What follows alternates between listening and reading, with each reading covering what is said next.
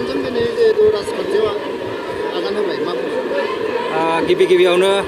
Media person नोंथांमोननिसिम आंनि खुलुमनाय सिबिनाय बावहरबाय आरो दिनै खैराबारि बेरमहिरंग फांफिनासालियाव भेरगाव जिल्ला आरो खैराबारि ब्लक कमिटि इउपिपिएलनि जथाय बायजानायाव मोनसे प्रमद बर' सारनि बिटिआरनि चिफ बिथांनि नुजाथिनायाव मोनसे गिदिरथार जयनिं हाबाफारिमोन। लोब लोब रायजो राजाफ्रा बेयाव बाहागो लादों आरो आंजों लोगोसे 1000निख्रुइबो बांसिन गुबुन गुबुन आफादनि बारग' दैदेनगिरि आरो गुबुन गुबुन राजखान्थि दोलोनि दैदेनगिरिफोरा दिनै प्रमद बर' दैदेननाय इउपिपिएल राजखान्थि दोलोआव जगदान खालामनानै बिथांनि जि मावथांखिफोर बेखौ इयुन समावहा मावफुंनायाव राजखान्थि भाबै बिथांखौ मदद होनो थाखाय दिनै खैराबारिनि रायजो राजायाबो जानजि खाफ्रादों। आं बिनि थाखायनो दिनै चिफ सारा जोंनि खैराबारियाव फैनानै जाबायदि रायजोफोरखौ थुलुंगा होबाय, रायजोनो जिखिनि आसा होलांबाय, आं बिथांनिसिम रोजा रोजा साबायखर बावदों खैराबारि ओनसोलनि सासे बेक्ति जानानै। आरो जिहेथु जोङो मोनसे बिसायख'थिखौ इलेक्सनखौ राजनितिखौ बड'फा उपेन्द्रनाथ ब्रह्मआनो बुंलांदों जे बर' हारिनि जोंनि समस्या समाधान खालामनाय बेखौ बे हिसाबै राजखान्थिखौ जोङो बाहागो लाबोदों।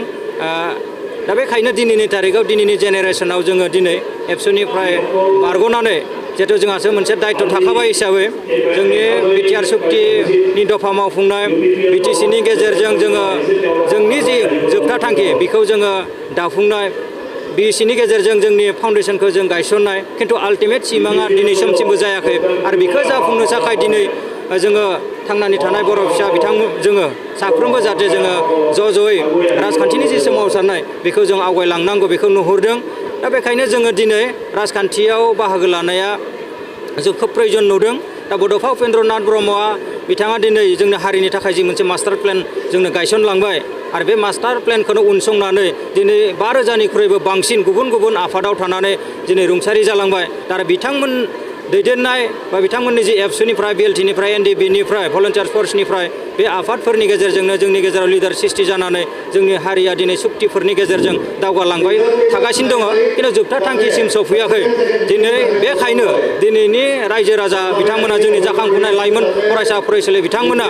दिनै जाथिनि नामाव राजखान्थि खालामनांगौ, ओनसोल जौगानायनि नामाव राजखान्थि खालामनांगौ, गाव बेक्तिगत सार्थनि थाखाय जाहाथे जोंनि फंबाय बिनानावमोना राजखान्थि खालामनाङा। बड'फा उपेन्द्रनाथ ब्रह्मआ जोंनि थाखाय गासैखौनो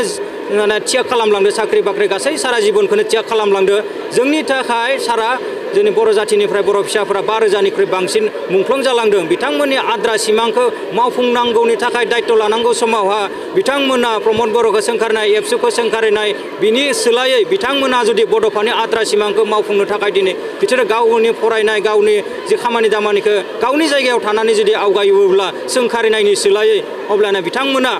बुजि मोनगोन। आरो बड'फा उपेन्द्रनाथ ब्रह्मआ मानो राजखान्थि खालामनांगौ होननानै बुंदोंमोन आरो मानि थाखाय जोङो बेबायदि सोमावसारनायाव बाहागो लादोंमोन, बिथांनि जिउ जारिमिनखौ आथिखालनि लाइमोन फरायसा फरायसुलि बिथांमोना फरायनांगौ। स्पेसियेलि साफा सानै जि फरायसा ससियेल मिडिया फेसबुकाव बुङो जे एबसुखौ रायो, जोंनि दानिनि दैदेनगिरिफोरखौ रायो। दा बेखायनो जोङो बुंदों जे बेबायदि सोंखारिनाय बिथिंनिफ्राय गोजानाव थानानै जाहाथे हारि दानायाव नों आं बयबो साफ्रोमबो जेरै जोंनि मुंख्लंफोरनि सिमां बड'फानि सिमां बेखौ जोङो फैबाय थानाय समावहा खम समनि गेजेराव जिहेतु जाफुंसारनि मोनसे मिजिंखौ जों नुहुरदों। बेखायनो बे मोनसे मिसनाव जोङो बयबो लोब लोब बाहागो लायोबा जोंनि जि मोनसे मास्टार माने जोंनि सिमांमोन बड'फानि सिमांनो मुंख्लंफोरनि सिमांमोन बे खम समनि गेजेराव जानो हागोन जागोन आंहा बेहा मोनसे दृढ़ बिश्वास दङ। बेखायनो दिनै सोरबा आंखौ गाबोन राजखान्थियाव दिनै राजखान्थियाव हाबनायनि गाबोन गोबां मानसिया सोंखारिनो हागौ। आं सोंखारि जानायखौ गियाखै।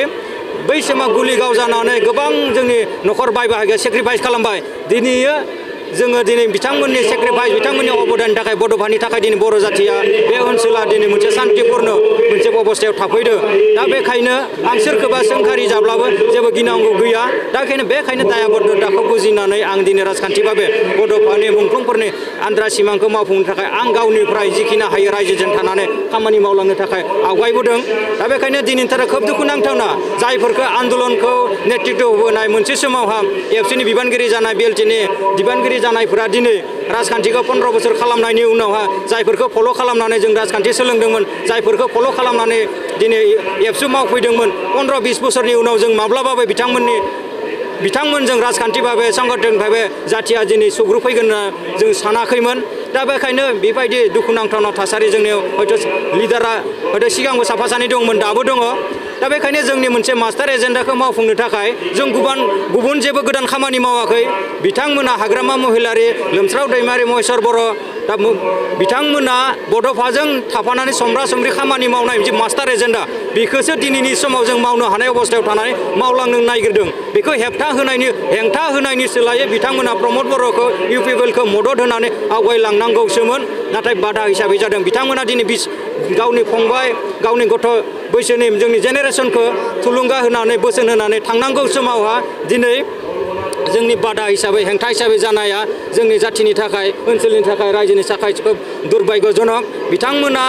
दिनै बड'फाखौ नुबोनाय मानसिया 30 बोसोर 40 बोसोरनि उनाव बड'फानि आइडिय'लजिखौ जोगारनो हानाय मानसि जों दिनै जोंनि गेजेरावबो जुजिबाय जों बड'फाजों समब्रा समब्रि आन्दलन खालामनो मोनफैयाखैब्लाबो जोङो फरायनानै नुनानै बिथांनिफ्राय सोलोंनानै जों दिनै जातीयताबादखौ जोङो हमथानो नाजादों नाथाय बिथांमोनजों जुजिनानै दावगानो लांनो गोनां जानाया जोंनि थाखाय दिनै मोनसे गावनि न'खरनि चेलेन्ज होननानै जों सानो दा बेयो माब्लाबाबो जोङो उनफिननानै थायाखै सरकार पक्षआनो जा गुबुनानो जा दा बेखायनो जोङो फैबाय थानाय समावहा दिनैनि सान्थि परिबेसनि गेजेरजों प्रमद बर'नि दैदेननाय जे इउपिपिएल राजखान्थिनि गेजेरजों फैबाय थानाय समावहा जाय बिथांमोना दिनै बिपिएफ खालामदों बिथांमोनाबो ज'यै फैनानै जाहाथे प्रमद बर'नि दैदेननायाव खाम्फा चन्दन मोना फैनो हायोब्ला गुबुनफोरा फैनो हायैनि जेबो कन्डिसन थाया जातीयताबादनि गेजेरजों बर' हारिया खौसे जानो हायो इउपिपिएल बिपिएफ खौसे जानायाव जोंहा जेबो बादा थानो हाया बड'फाया जोंखौ बेखौ फोरोंलांदों आं बेखिनि बाथ्राखौ दिनैनि समाव बुंबाय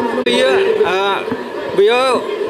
दा बिजेपिनि एमएलए बिथाङा दङ मा मावनो हादों हायाखै जों मिथिबाय बे समाव बारा बुंनांगौ होननानै आं साना फैबाय थानाय समावहा बर' जाथिया मोनसे सिद्धान्त लादों खैराबारि रायजो समष्टिनि रायजो राजा बर'जों लोगोसे गुबुन हारि माहारिनि रायजो राजाफ्रा मोनसे सिद्धान्त लादों फैबाय थानाय समावहा इउपिपिएलनि बिजाथिया जायानो जायाथों मानो बिथांमोनखौ देरहाहोनो थाखाय जानजि खाफ्रादों बिनिनो इसारा दिनैनि बे लोब महिरंग फावथिनासालियाव प्रमद बर'नि जि माने बिबुंथि खोनासंनो फैनाय आरो इउपिपिएलखौ मदद होनायानो मोनसे देरहानायनि सिम्बल होननानै जोङो रोखा बुंनो हायो गोजोन्थों।